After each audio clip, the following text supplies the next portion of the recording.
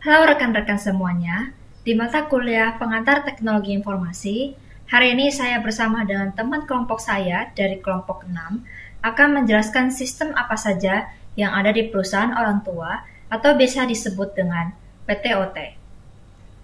Berikut list materinya. Pertemuan 8 membahas telekomunikasi dan mobile computing. Pertemuan 9 membahas e-business dan e-commerce. Pertemuan 10 membahas social computing, pertemuan 11 dan 12 membahas ERP, SCM, dan CRM. Berikut ini adalah nama-nama anggota kelompok yang akan mempresentasikan materi tersebut. Dengan saya sendiri Devi Stefani, teman saya Evi Nurlisa, Lilis Novia Putri, Steven, dan Sultanuddin. Sebelum memasuki materi, kita harus mengenal terlebih dahulu perusahaan yang akan kita telaah. OT adalah perusahaan consumer goods yang memproduksi berbagai macam produk, kebutuhan sehari-hari, berawal dari minuman kesehatan tradisional, dengan bahan dan proses standar berkualitas tinggi. OT telah berkembang semakin modern, tanpa meninggalkan nilai-nilai positif dan luhur yang dicetuskan oleh pendiri perusahaan. Beberapa produk diantaranya adalah Formula, Tango, Tegelas, Minz, Blaster, Ups, dan Kiranti. Produk-produk tersebut bahkan sudah hadir di pasar internasional. Oke, kita langsung saja masuk ke materinya. Silakan Lilis. Di pembahasan ke-8, pertama saya akan menjelaskan tentang definisi telekomunikasi dan definisi mobile computing. Yang pertama yang saya jelaskan adalah definisi telekomunikasi. Telekomunikasi adalah teknik pengiriman atau penyampaian informasi dari suatu tempat ke tempat lain, atau bisa dibilang dengan bentuk komunikasi jarak jauh.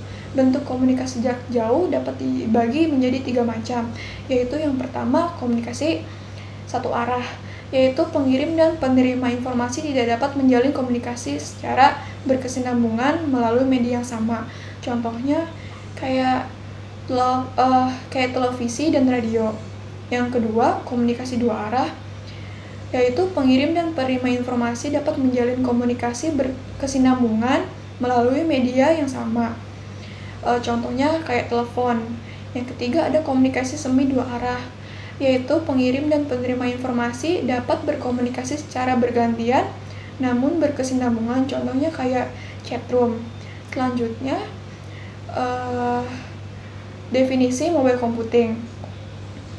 Mobile computing adalah seperangkat benda atau teknologi yang memiliki teknologi secanggih yang sering disebut sebagai mobile komputer dan mampu melakukan komunikasi dengan jaringan tanpa kabel atau bisa disebut dengan nirkabel. Nah, walaupun user atau pengguna dari alat tersebut sedang melakukan perpindahan, mobile computing bisa diartikan sebagai suatu teknologi yang memungkinkan adanya interaksi, komunikasi, pemrosesan, dan transmisi data melalui media komputer atau perangkat lain. Terus yang saling terkoneksi tanpa adanya koneksi langsung secara fisik. Selanjutnya akan dijelaskan oleh Steven. Ya, kaitan telekomunikasi dan mobile computing dengan era 4.0. Revolusi industri 4.0 mengacu pada fase baru dalam revolusi industri yang berpusat pada connectivity, otomatis, dan pembelajaran mesin. Revolusi ini menandai perubahan dalam sosial politik, budaya, dan ekonomi yang berlangsung pada abad ke-21. Prinsip-prinsip penting pada revolusi 4.0. Pertama, interkoneksi, yaitu kemampuan mesin dan orang untuk terhubung dan berkomunikasi satu antara lain melalui Internet of Things atau Internet of People. Transparansi informasi. Informasi dari pengguna yang diperlukan untuk membuat keputusan dengan tepat bagi operator. Interkonektivitas memungkinkan operator untuk mengumpulkan data dan informasi yang besar atau big data dari semua titik yang dapat digunakan sebagai inovasi dan peningkatan. Bantuan teknis, kemampuan sistem untuk mendukung manusia dengan mengumpulkan data secara komprehensif untuk membuat keputusan yang tepat dan memecahkan masalah yang mendesak dengan cepat, dan kemampuan sistem untuk melakukan tugas dalam jumlah atau skala yang besar. Selanjutnya akan dilanjutkan oleh Sultan. Oke, kita lanjut ke slide ke-8, yaitu perusahaan OT berhubungan dengan era 4.0. PT OT adalah perusahaan consumer goods yang memproduksi berbagai macam produk kebutuhan sehari-hari. Berawal dari minuman kesehatan tradisional dengan bahan dan proses terstandar berkualitas tinggi. OT telah berkembang semakin modern tanpa meninggalkan nilai-nilai positif dan luhur yang dicetuskan oleh pendiri perusahaan. PT OT memiliki beragam produk mulai dari makanan, minuman, hingga produk perawatan diri telah lama menjadi bagian dari kehidupan konsumen di Indonesia. Beberapa di antaranya adalah Formula, Tenggo, Teh Gelas, Blaster, Ups, dan Kiranti. Bahkan karena kualitasnya, produk dari PT OT telah hadir di pasar internasional dan dapat dinikmati oleh konsumen mancanegara. Revolusi industri 4.0 yang tengah dirasakan dan diyakini mampu meningkatkan kualitas hidup populasi dan tatanan kehidupan di seluruh dunia.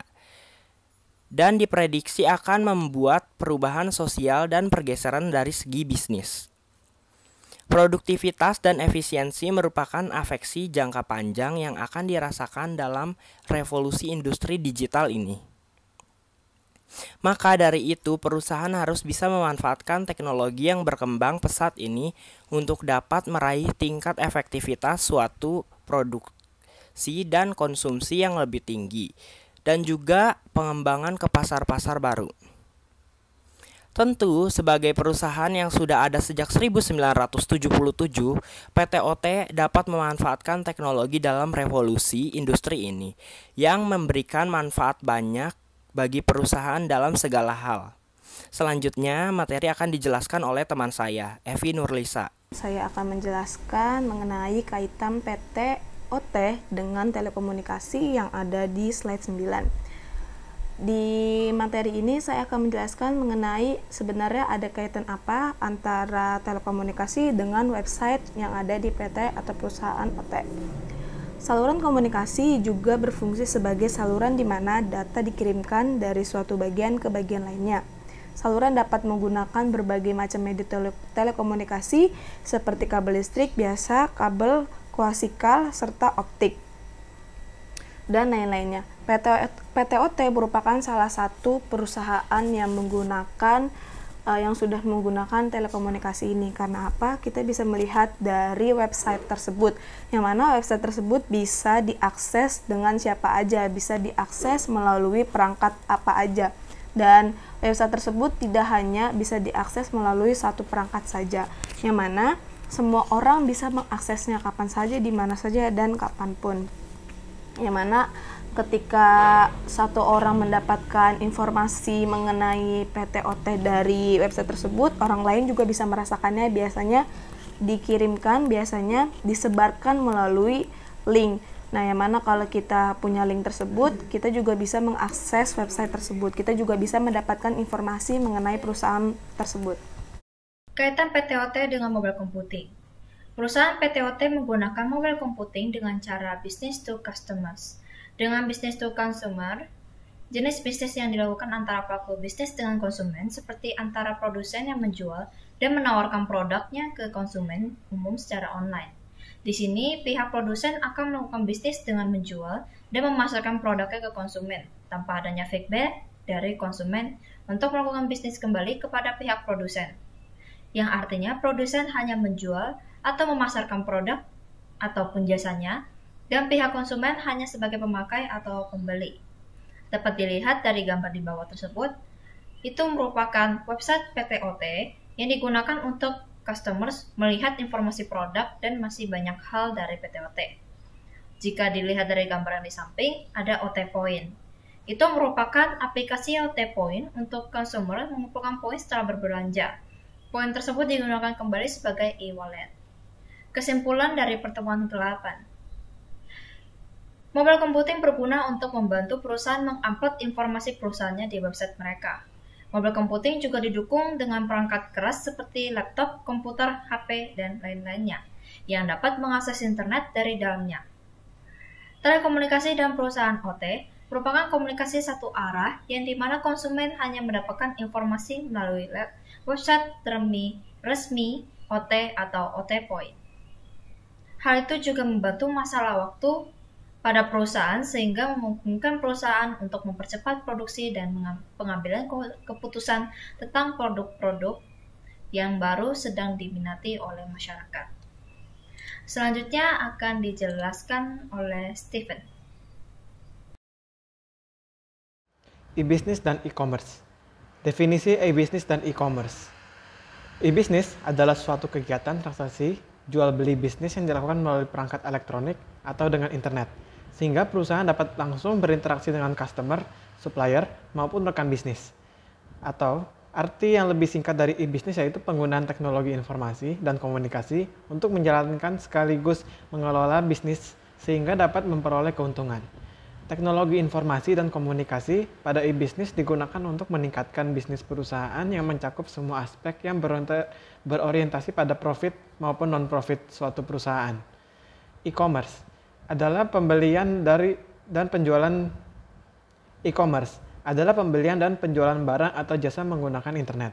Biasanya, pembayaran dilakukan menggunakan electronic payment seperti electronic checks, electronic card, digital wallet.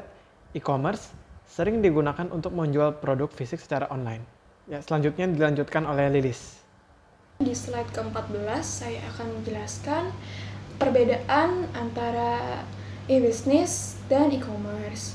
Perbedaannya yang mendasar antara e-commerce dan e-business adalah bahwa tujuan e-commerce berorientasi pada bagaimana memperoleh keuntungan, sedangkan e-business berorientasi pada kepentingan jangka panjang dan sifatnya abstrak, seperti kepercayaan konsumen pelayan terhadap konsumen, peraturan kerja, relasi antar mitra bisnis, dan penanganan masalah sosial lainnya.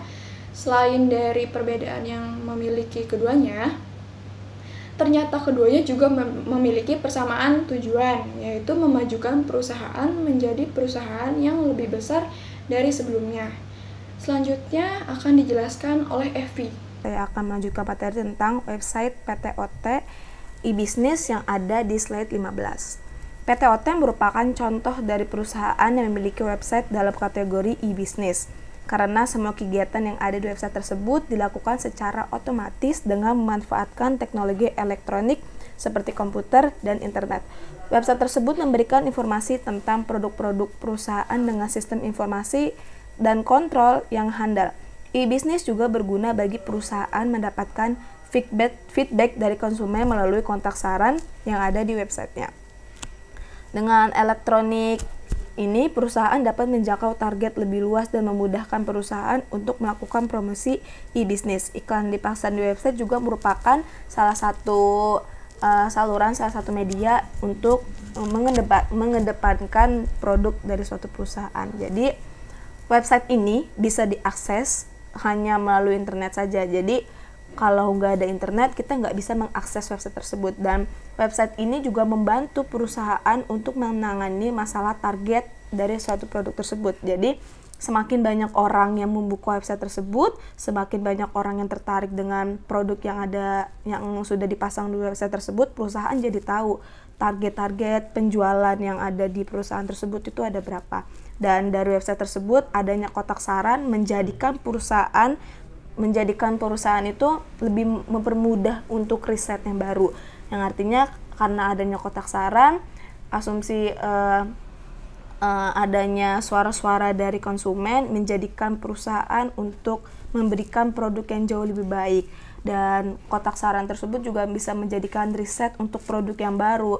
Ada minat apa sih yang sekarang lagi disukain sama konsumen. Nah, dari kotak saran itu menurut kelompok kami itu bisa menjadikan menjadi suatu kemudahan tersendiri bagi perusahaan tersebut. Selanjutnya, saya akan membahas pembahasan yang ada pada slide ke-16 dan 17. Yang pertama yaitu apakah PTOT memiliki e-commerce di Indonesia.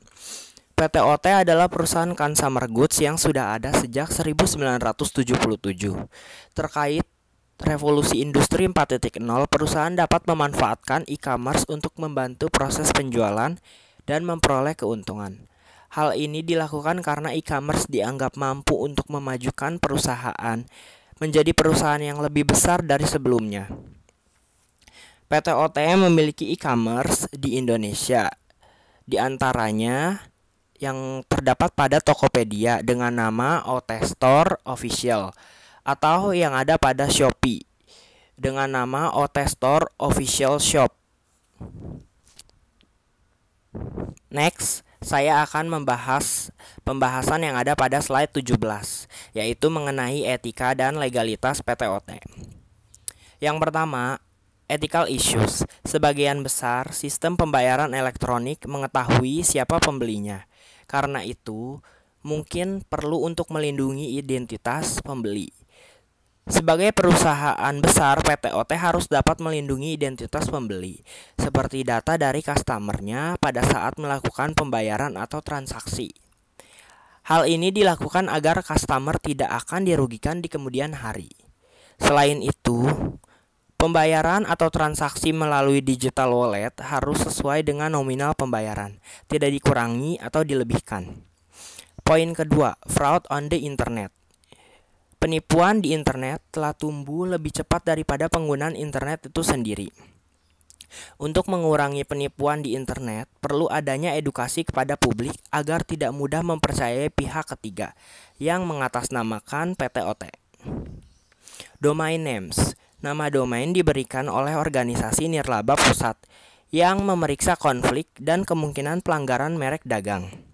PT OT harus berjuang untuk membayar sehingga mendapatkan nama domain yang sesuai dengan nama perusahaan mereka. Poin keempat, cyber squatting. Hal ini mengacu pada praktik mendaftarkan atau menggunakan nama domain untuk tujuan mengambil keuntungan dan niat baik atau merek dagang milik orang lain. PT OT telah mematenkan nama domain dan nama domain ini telah dilindungi undang-undang agar tidak diakuisisi oleh pihak lain. Pembahasan terakhir pada slide ke-17 yaitu terkait copyright. Hak itu tetap ada pada pemegang hak cipta. Boleh digunakan tetapi tidak untuk didistribusikan. Melindungi segala hak kekayaan intelektual lainnya pada setiap logo, gambar, desain, ikon, teks yang ada pada produk PT OT, serta suara, perangkat lunak, grafik, dan atau materi lainnya yang tersedia di situs ini adalah milik perusahaan, atau hak cipta ini dilindungi. Sekian, pembahasan materi selanjutnya akan disampaikan oleh rekan saya, Lilis.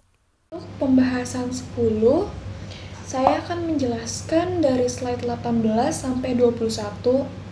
Yang pertama, saya akan menjelaskan definisi Web 2.0. Web 2.0 adalah suatu generasi kedua dari layanan berbasis web dalam dunia komputer yang dijalankan langsung di atas internet sebagai platformnya. Web 2.0 berkembang sangat pesat untuk penggunaan web pada berbagai pertemanan seperti pada situs jaring sosial yang menyebabkan kehidupan sosial dalam dunia maya benar-benar dapat dirasakan. Situs web 2.0 memungkinkan pengguna untuk berinteraksi dan berkolaborasi satu sama lain. Selanjutnya, definisi aplikasi yang menggunakan web 2.0. Aplikasi 2.0 adalah aplikasi yang menggunakan internet sebagai platformnya. Aplikasi dijalankan langsung di atas internet dan bukan di atas satu sistem operasi tertentu. Selanjutnya, PT OT memakai web 2.0. Nah, PT OT itu termasuk dalam website 2.0. Karena PT OT menampilkan gambar pada media promosi dan bisa melakukan komunikasi dua arah, ini sangat membantu pengguna untuk memberikan feedback dan berkomunikasi dengan pihak OT. Selanjutnya akan dijelaskan oleh Sultan. Next, saya akan membahas pembahasan yang ada pada slide ke-22 dan 24. Yang pertama, tagging yang ada pada website PT OT. Tagging ada pada Website PTOT antara lain perusahaan, produk, berita dan kegiatan, internasional, peluang bisnis, karir, kontak, dan OT Store. Sedangkan yang ada pada slide 24 mengenai PTOT memiliki weblog. Weblog sendiri itu merupakan website atau jurnal online yang memuat beragam informasi serta menampilkan postingan terbaru di bagian atas halaman. Weblog yang dimiliki oleh PTOT yaitu https://ot.id. Pembahasan berikutnya akan dijelaskan oleh teman saya, Evi Nurlisa. Kemudian saya akan melanjutkan materi mengenai microblogging PTOT yang ada di slide 25. Microblog adalah suatu bentuk blog yang memungkinkan penggunanya untuk menulis teks pembaruan singkat yang biasanya kurang dari 200 kata dan mempublikasikannya baik dengan dilihat semua orang atau kelompok terbatas yang dipilih oleh penggunaan tersebut. Layanan microblog ini dapat diunduh secara gratis, tidak adanya kriteria-kriteria tertentu untuk dapat mengakses blog ini. Jadi suatu perusahaan itu memang perlu adanya microblogging. Nah, PTOT merupakan salah satu contoh perusahaan yang sudah menggunakan microblogging ini. Nah, kita bisa melihat bukti bahwa si PT ini sudah melakukan microblogging. Kita dapat melihat akun-akun dari perusahaan ini, dari PTOT ini, dari akun Instagramnya.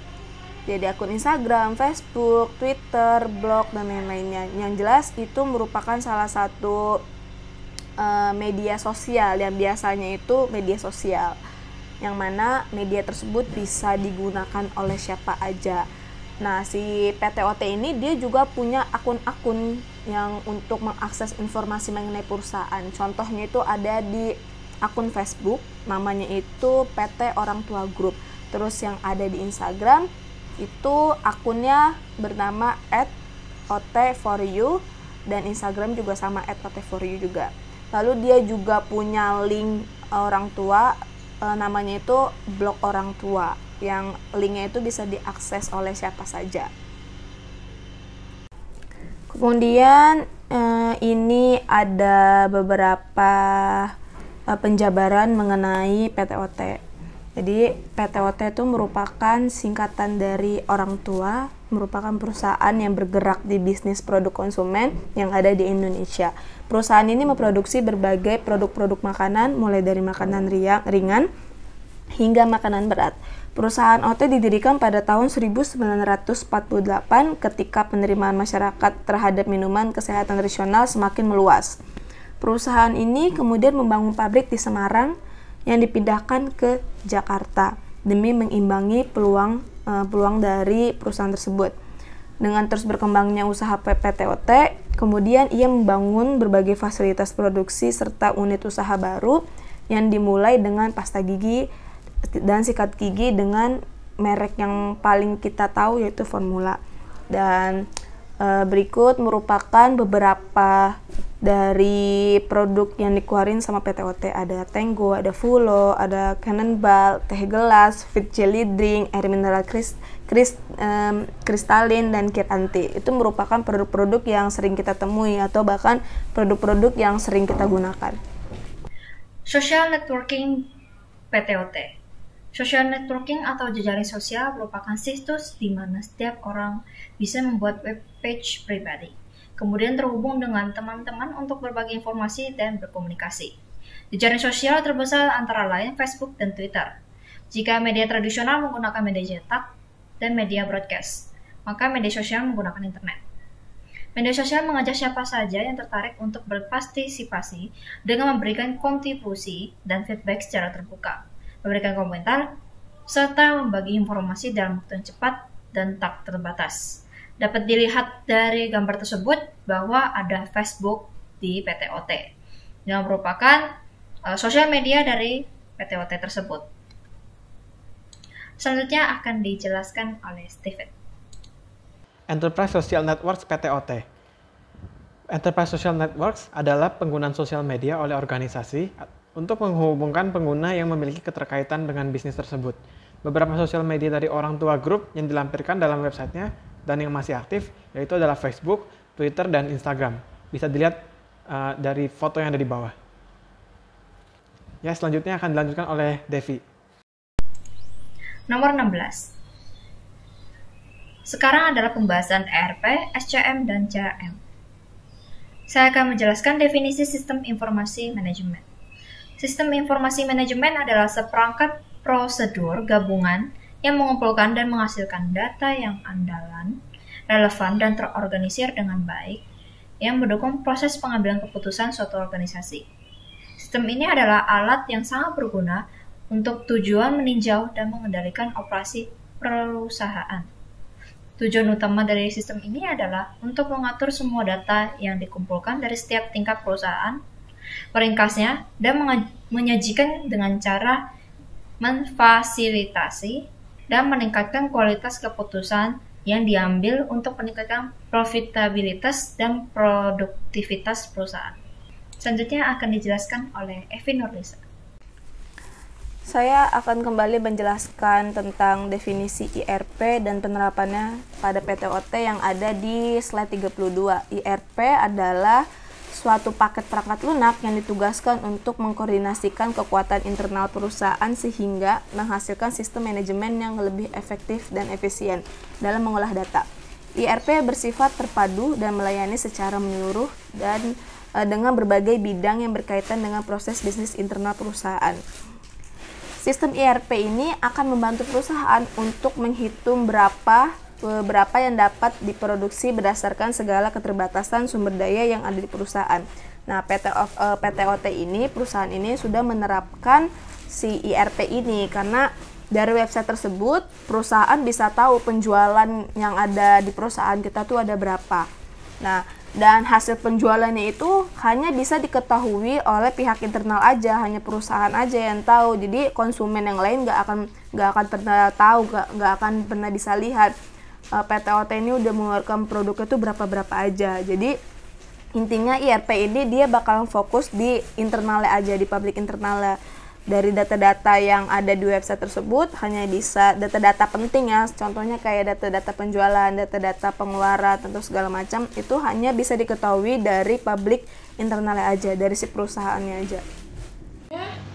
Di slide ke-33 saya akan menjelaskan definisi SCM dan penerapannya di PTOT. Supply Chain Management atau biasa disingkat SCM adalah manajemen pergerakan barang dan jasa mencakup semua proses yang mengubah bahan mentah menjadi bahan jadi. Sistem ini melibatkan penelusuran aktif dari sisi persediaan bisnis untuk memaksimalkan nilai pangan dan menjadi yang terunggul di pasar. Selanjutnya penerapan SCM. Nah, penerapan SCM di PTOT itu dengan cara meningkatkan produktivitas perusahaan secara total di dalam rantai pasok dengan optimalisasi waktu pada saat produksi dan juga aliran kuantitas bahan. Dalam kegiatan penerapan SCM akan mendorong perusahaan untuk bisa memenuhi permintaan pelanggan, pengembangan produk tepat waktu, menghemat biaya saat menyediakan dan menyerahkan produk, pengelola industri secara cermat, dan akhirnya bisa memuaskan para pelanggan. Proses supply chain management. Berikut adalah gambar struktur proses SCM. Tahap pertama, plan atau rencana, yaitu proses pengembangan untuk produk dan layanan bisa memenuhi permintaan dari pelanggan. Proses ini berfokus dalam mencari laba secara maksimum.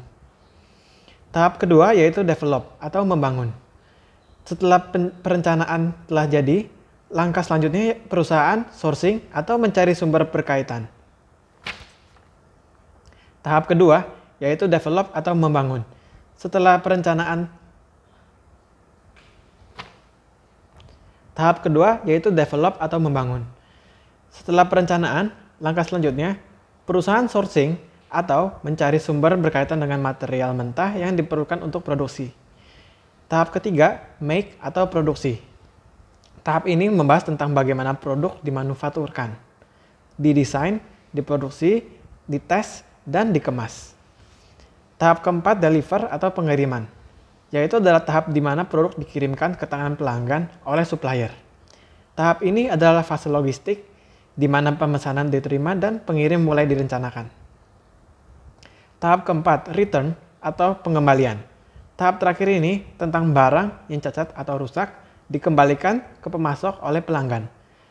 Di sini perusahaan menangani pertanyaan pelanggan dan menanggapi keluhan mereka. Selanjutnya akan dilanjutkan oleh Sultan. Next, saya akan menjelaskan pembahasan yang ada pada slide ke-35 mengenai definisi CRM dan penerapannya di PTOT. CRM itu sendiri merupakan singkatan dari Customer Relationship Management, yang merupakan upaya memanage hubungan dengan konsumen.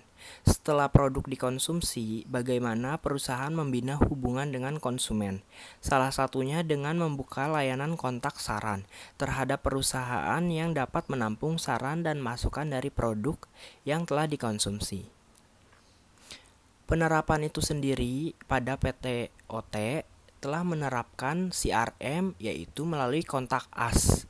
Pelanggan dapat memberikan saran dan masukan mengenai produk dan layanan yang ada pada PTOT. Penjelasan selanjutnya akan dijelaskan oleh rekan saya, Evi Nurlisa. Kemudian yang terakhir saya akan memaparkan sebuah kesimpulan dari hasil kerja kelompok kami. Jadi hal yang belum ada di PTOT, pada umumnya beberapa website itu sering menggunakan markup sebagai alat untuk membantu website tersebut, seperti Gojek dengan Google Maps atau UPS dengan Big Maps. Dari semua sistem atau fitur yang kami bahas, hampir semua sudah diaplikasikan oleh PTOT. Namun hanya satu yang belum ada, yaitu markup pada website ot.id. Demikian akhir dari presentasi kami. Semoga bermanfaat untuk kita semua. Anak hebat dan pemberani, makan donat di pinggir bersih. Aku tutup presentasi ini. Salam hormat dan terima kasih.